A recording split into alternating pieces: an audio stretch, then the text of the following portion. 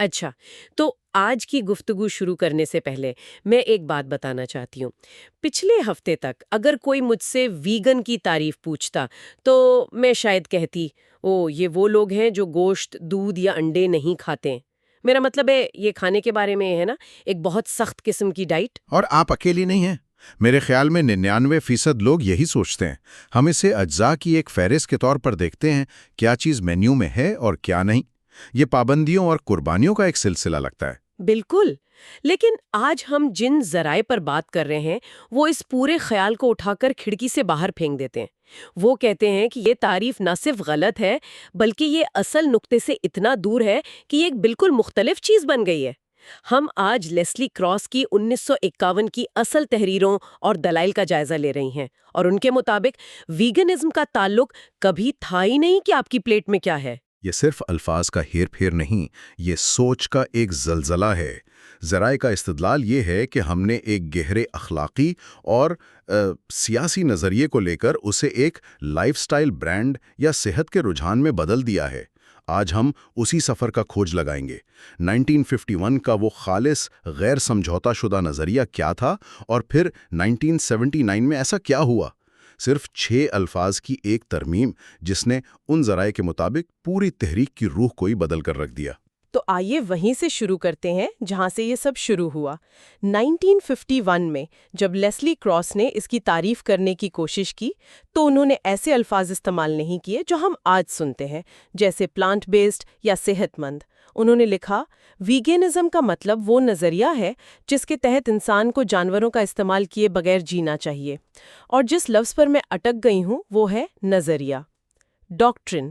یہ بہت بھاری لفظ ہے۔ بہت بھاری۔ آپ کسی ڈائٹ کو نظریہ نہیں کہتے، ٹھیک ہے؟ کیٹو کا نظریہ جیسی کوئی چیز نہیں ہوتی، یہ تو کسی سیاسی منشور یا مذہبی عقیدے جیسا لگتا ہے۔ اور کراس نے یہ لفظ بہت سوچ سمجھ کر چنا تھا، کیونکہ ایک نظریہ کسی بنیادی اصول یعنی پرنسپل پر قائم ہوتا ہے، اور یہی وہ پہلی بڑی تفریق ہے جسے ہمیں سمجھنا ہوگا۔ اصول اور عمل کے درمیان فرق۔ اصول ایک بنیادی سچائی ہے جسے آپ دل سے قبول کرتے ہیں، جیسے انسانوں کو غلام بنانا غلط ہے، یہ ایک اٹل حقیقت ہے۔ عمل وہ کام ہے جو آپ اس سچائی کی بنیاد پر کرتے ہیں، جیسے غلام نہ رکھنا۔ اچھا، تو ذرائع یہ کہہ رہے ہیں کہ زیادہ تر لوگ آج کل ویگنزم کو غلط جگہ سے شروع کرتے ہیں۔ وہ عمل سے شروع کرتے ہیں، مجھے گوشت نہیں کھانا چاہیے، مجھے دودھ نہیں پینا چاہیے۔ ان کے پاس اصولوں کی ایک فہرست ہوتی ہے جن پر عمل کرنا ہوتا ہے۔ مسئلہ پیدا کرتا ہے، کیونکہ جب آپ کے پاس صرف عمل کی فہرست ہوتی ہے تو آپ کا دماغ قدرتی طور پر اس فہرست میں لوپ ہولز تلاش کرنا شروع کر دیتا ہے۔ آپ سوال پوچھنا شروع کر دیتے ہیں، اچھا شہد کا کیا ہوگا؟ کیڑوں کو شاید اتنا درد محسوس نہیں ہوتا، یا اگر بھیڑ کے ساتھ اچھا سلوک کیا جائے تو اون پہننے میں کیا حرج ہے؟ آپ مسلسل حدود کو ٹٹول رہے ہوتے ہیں، کیونکہ آپ کے پاس کوئی مرکزی اصول نہیں ہے جو آپ کی رہنمائی کرے۔ میں سمجھ گئی، یہ ایسا ہی ہے جیسے کوئی کہے میں چوری نہیں کروں گا، لیکن اگر دکان بہت بڑی ہو اور کوئی دیکھ نہ رہا ہو تو۔ لیکن اگر آپ کا اصول یہ ہے کہ دوسروں کی چیزیں لینا غلط ہے تو پھر یہ سوالات پیدا ہی نہیں ہوتے۔ ذرائع اس نقطے کو واضح کرنے کے لیے ایک بہت طاقتور لیکن متنازع مثال استعمال کرتے ہیں، انسانی غلامی کی۔ جی، اور یہ مثال جذباتی طور پر نہیں بلکہ منطقی طور پر استعمال کی گئی ہے۔ دیکھیں، آپ زیادہ تر غلامی کے خلاف نہیں ہو سکتے۔ آپ یہ نہیں کہہ سکتے میرا اصول ہے کہ انسانوں کو جائیداد نہیں ہونا چاہیے، لیکن منگل کو مجھے باغ میں کام کے لیے تھوڑی مدد کی ضرورت ہوتی ہے۔ اس کا مطلب یہ ہوگا کہ آپ اس اصول پر یقین ہی نہیں رکھتے۔ آپ کی صرف ایک ترجیح ہے، کوئی اصول نہیں۔ کراس کا استدلال یہ تھا کہ ویگنزم انسانوں اور جانوروں کے درمیان آقا اور غلام کے تعلق کو مکمل طور پر مسترد کرنے کا نام ہے۔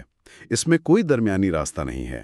اور یہی ہمیں اس تحقیق کے اس حصے پر لاتا ہے جس نے مجھے واقعی الجھن میں ڈال دیا، کیونکہ یہ ویگنزم کے بارے میں سب سے عام مفروضے کو الٹ دیتا ہے۔ مؤخذ یہ دلیل دیتا ہے کہ کراس کے مطابق ویگنزم کا بنیادی مقصد جانوروں کو نہ مارنا نہیں ہے۔ یہ بات ہضم کرنا تھوڑی مشکل ہے۔ یہ واقعی عام فہم کے خلاف ہے نا؟ ہم سب یہی سوچتے ہیں کہ ویگن ہونے کا مطلب ہے کسی جانور کی موت کا سبب نہ بننا۔ لیکن کراس بہت واضح تھے۔ ان کے لیے ویگنزم کا مطلب تھا استحصال نہ کرنا یا استعمال نہ کرنا۔ ہلاکت اکثر استحصال کا نتیجہ ہوتی ہے، لیکن اصل گناہ خود استحصال ہے۔ ٹھیک ہے، آئیے اس پر تھوڑی دیر رکتے ہیں، کیونکہ میرے خیال میں بہت سے لوگ یہاں کہیں گے ایک منٹ رکو، کسی کو مارنا ہی تو استعمال کی سب سے بڑی شکل ہے۔ لیکن ذرائع کہتے ہیں کہ ہمیشہ ایسا نہیں ہوتا، اور یہ فرق بہت اہم ہے۔ وہ گھریلو مرغی کی مثال دیتے ہیں۔ یہ ایک بہترین مثال ہے۔ فرض کریں آپ کے گھر کے پچھواڑے میں کچھ مرغیاں ہیں۔ آپ انہیں نہیں مارتے، آپ انہیں بہترین کھانا دیتے ہیں، ان سے پیار کرتے ہیں، ان کے نام رکھتے ہیں۔ آپ صرف ان کے انڈے کھاتے ہیں جو وہ قدرتی طور پر دیتی ہیں۔ کراس کے نظریے کے مطابق یہ ویگنزم نہیں ہے۔ حالانکہ کوئی مر نہیں رہا، اور مرغی تو ویسے بھی انڈے دے رہی ہے، اسے ضائع کیوں کیا جائے؟ اس میں استحصال کہاں ہے؟ بہت اچھا سوال۔ کراس کے مطابق استحصال اس رشتے میں ہے جس لمحے آپ نے اس مرغی کو اپنے لیے انڈے بنانے والی مشین کے طور پر دیکھا۔ آپ نے اس کے وجود کو اپنے مقصد کے لیے استعمال کیا۔ آپ ایک جاندار کی تولیدی پیداوار کو اپنے فائدے کے لیے لے رہے ہیں۔ رشتہ اب بھی مالک اور شے یعنی کموڈٹی کا ہے۔ آپ نے ایک کسی کو ایک کچھ میں بدل دیا ہے۔ اچھا، اب اس کا دوسرا رخ دیکھتے ہیں۔ ماخذ حادثاتی موت کا ذکر کرتا ہے، جیسے آپ گاڑی چلا رہی ہیں اور غلطی سے ایک ہرن سامنے آ جاتا ہے، یا کھیتوں میں فصل کاٹنے والی مشین سے ایک چوہا مر جاتا ہے۔ ان دونوں صورتوں میں جانور کی موت واقع ہوتی ہے، جو کہ مرغی کے منظر نامے سے کہیں زیادہ برا نتیجہ ہے۔ لیکن یہ ویگن نظریے کی خلاف ورزی نہیں ہے۔ کیوں؟ کیونکہ یہاں ارادہ یا رشتہ بالکل مختلف ہے۔ آپ نے ہرن کو ایک وسیلے کے طور پر نہیں دیکھا۔ آپ نے جان بوجھ کر اسے اپنی گاڑی کے لیے ایندھن یا اپنی دیوار کے لیے سجاوٹ کے طور پر استعمال نہیں کیا۔ یہ ایک صانعہ تھا، استحصال نہیں۔ اس سے پوری توجہ نتیجے، جانور زندہ ہے یا مردہ، سے ہٹ کر رشتے، کیا میں نے اسے ایک چیز کے طور پر استعمال کیا، پر مرکوز ہو جاتی ہے۔ تو اس منطق کے مطابق اگر کوئی گھوڑے پر سواری کرتا ہے تو وہ اسے مار نہیں رہا، لیکن چونکہ وہ اس جاندار کو نقل و حمل کے ایک ذریعے کے طور پر استعمال کر رہا ہے، یہ کراس کی تعریف پر پورا نہیں اترتا۔ یہ واقعی ایک بہت سخت اور غیر سمجھوتا کرنے والا معیار ہے۔ مجھے سمجھ آ رہا ہے کہ لوگ اس سے کیوں بھاگے ہوں گے۔ بالکل، اور یہ ہمیں 1979 کے اس اہم موڑ پر لے آتا ہے۔ لیزلی کراس کا 1979 میں انتقال ہو جاتا ہے، اور اسی سال دسمبر میں ویگن سوسائٹی اس کی تعریف کو اپ ڈیٹ کرتی ہے۔ وہ اس بنیادی جملے میں 6 چھوٹے الفاظ شامل کرتے ہیں: جہاں تک ممکن اور قابل عمل ہو، as far as is possible and practicable۔ سچ کہوں تو یہ مجھے بہت معقول لگتا ہے۔ ہمیں غیر ویگن دنیا میں رہتے ہیں، 100% پاک ہونا تقریباً ناممکن ہے۔ آپ کی گاڑی کے ٹائروں میں، آپ کے فون کی بیٹری میں کہیں نہ کہیں جانوروں سے حاصل کردہ اجزاء ہو سکتے ہیں۔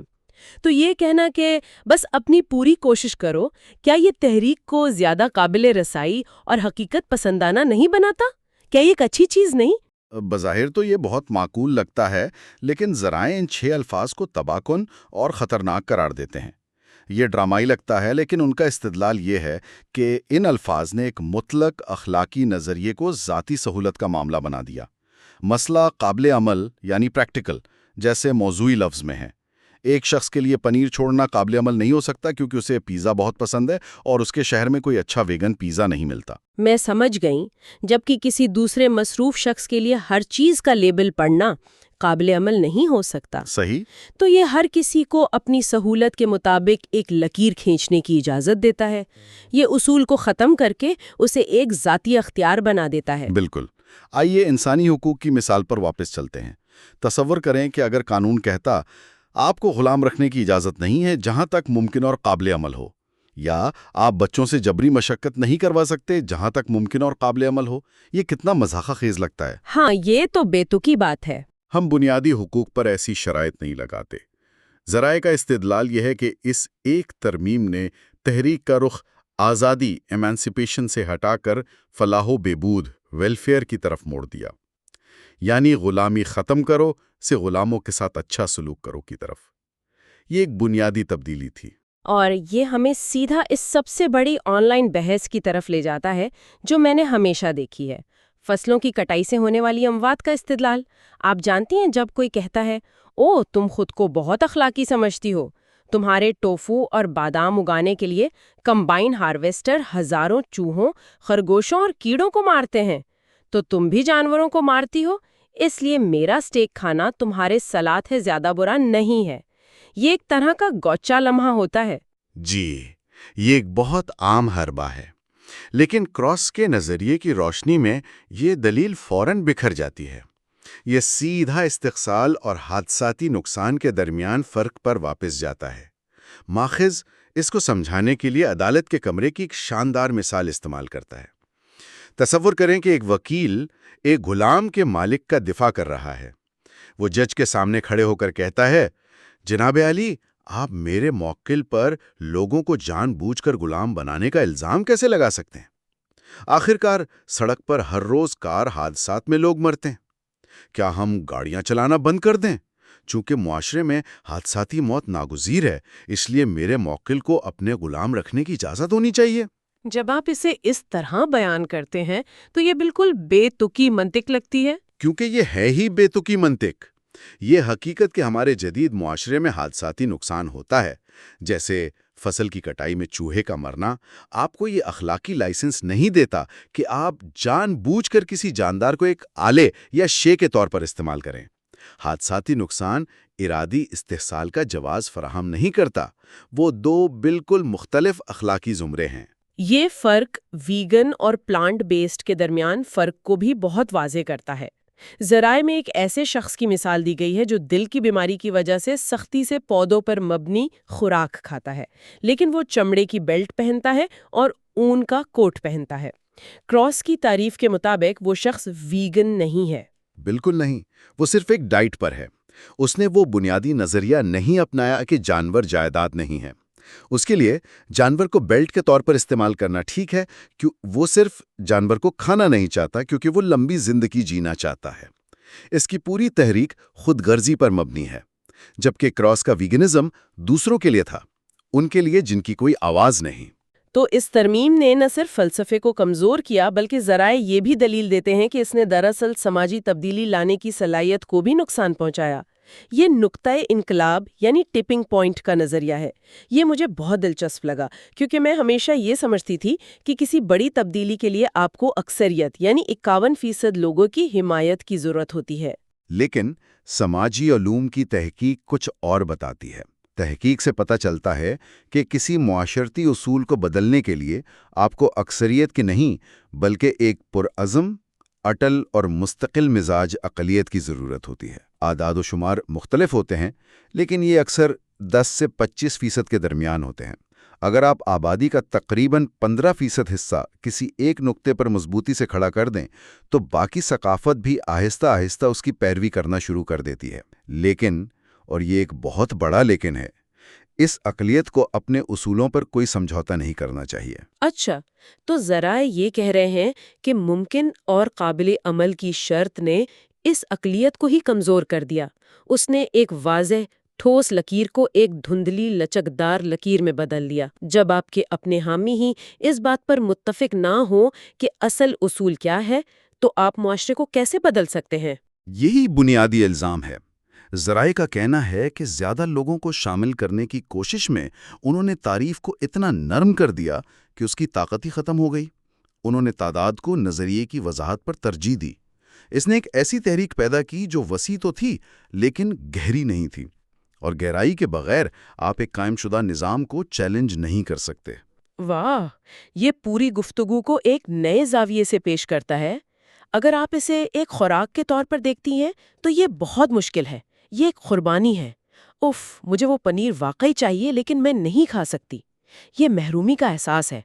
لیکن اگر آپ اسے کراس کے نظریے کے طور پر دیکھتی ہیں تو یہ قربانی نہیں ہے۔ بالکل۔ کیا کسی کو اس بات پر محرومی محسوس ہوتی ہے کہ وہ قانونی طور پر غلام نہیں رکھ سکتا؟ نہیں۔ ایک بار جب آپ کی شناخت بدل جاتی ہے، ایک بار جب آپ جانور کو ایک فرد کے طور پر دیکھنے لگتے ہیں، نہ کہ ایک پروڈکٹ کے طور پر، تو عمل خود بخود اس کی پیروی کرتا ہے۔ آپ کو اصولوں کی کتاب کی ضرورت نہیں پڑتی، آپ بس وہ کام نہیں کرتے۔ بحث کا مرکز خوراک یعنی میں کیا کھا رہا ہوں سے ہٹ کر شناخت اور نظریے یعنی میں کون ہوں اور وہ کون ہیں پر منتقل ہو گیا ہے۔